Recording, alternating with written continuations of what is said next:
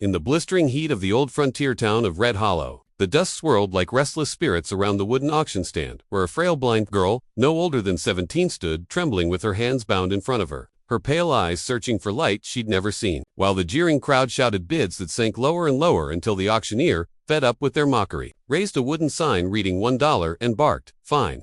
$1 for the blind girl, $1 to whomever will take her off our hands," and the men laughed, some cruelly, some uneasily, because even they knew this felt wrong. But they lived in a world where wrong things often happened without a flicker of guilt. Yet among them stood one man who didn't laugh, didn't speak, and didn't move, the silent cowboy, broad-shouldered, dust-covered, wearing a weathered hat pulled low over storm-gray eyes that held years of hurt he spoke of to no one. A man whose reputation drifted through towns like ghost stories. He didn't drink, he didn't boast, but when he acted men remembered, and as the auctioneer sighed and lifted the girl's chin, forcing her blank gaze toward the fading light, trying to provoke at least one shameful bid, only one coin moved silver flashing in the sun as the silent cowboy stepped forward, his boots thudding against the cracked earth, each step echoing like judgment itself. The crowd went still, whispers spreading like wildfire. That's him. Why's he buying her? What's he want with a blind girl? But he didn't answer. He simply placed the coin in the auctioneer's shaking hand, then reached for the girl's bound wrists with slow, deliberate gentleness, untying the rope without a word while she flinched at the first touch, whispering, "Please, I'll work, I won't be trouble.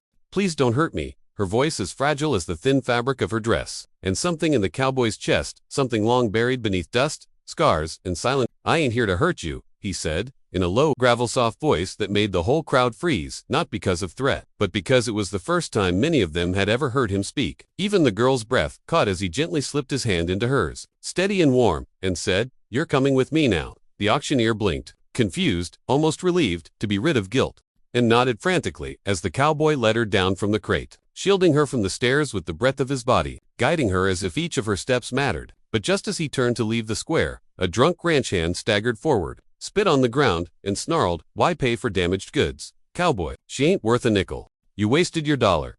And the girl stiffened, bracing for violence she couldn't see. But the silent cowboy merely paused, turned his head slightly, and gave a stare so cold and cutting that the ranch hand stepped back as if he'd been struck, clearing a silent path for them as the townsfolk parted instinctively, while the girl clung uncertainly to the cowboy's arm, whispering, Why'd you buy me?"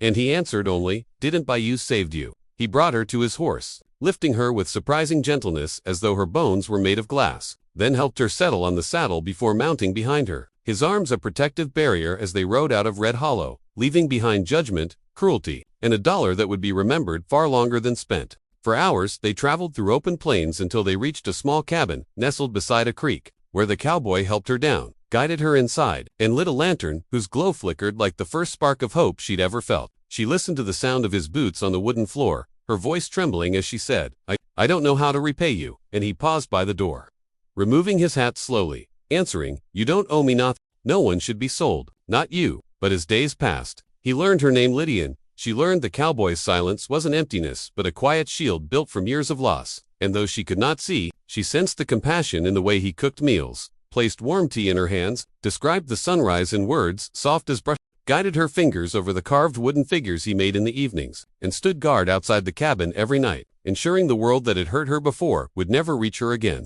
She told him of the fire that had taken her parents and her sight, how she'd been passed from one cruel hand to another until she ended up at that auction block, believing her life had already ended. And he told her not with words, but with actions that broken things could still be held, still be valued, still be protected. But word spread fast in small towns, and soon trouble came. 3 men from Red Hollow rode to the cabin demanding he return the girl or pay the full price she was worth, claiming she was property of a local boss. And the cowboy stepped outside without a gun in hand, only a stare that could break stone, and said in a voice that made even the wind stop, "She ain't property. She's under my protection now." When they tried to push past him, he moved with quiet fury, swift, precise, unstoppably, and within moments the men lay in the dust outside the cabin, groaning but alive, staring at him with fear and disbelief as he growled, "Tell your boss, she ain't for sale." Inside, Lydia trembled, calling his name, and he rushed back to her, kneeling at her side, taking her shaking hands in his, and saying, "You're safe. I'm right here." Tears slipped down her pale cheeks as she whispered,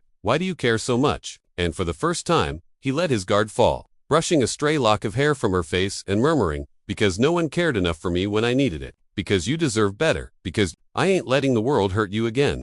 She reached out blindly, touching his face gently, memorizing his features through trembling fingertips. And for the first time since he'd saved her, he let himself lean into the touch. And in that quiet moment, beneath the lantern's glow, something unspoken formed between them, not ownership, but trust. Not a dollar's worth, but a life's worth. Not fear, but beginning. And if you want more powerful stories like this full of emotion, twists, and the heart of the Old West, don't forget to subscribe to the channel, because more stories are coming. Bigger, deeper, and even more unforgettable.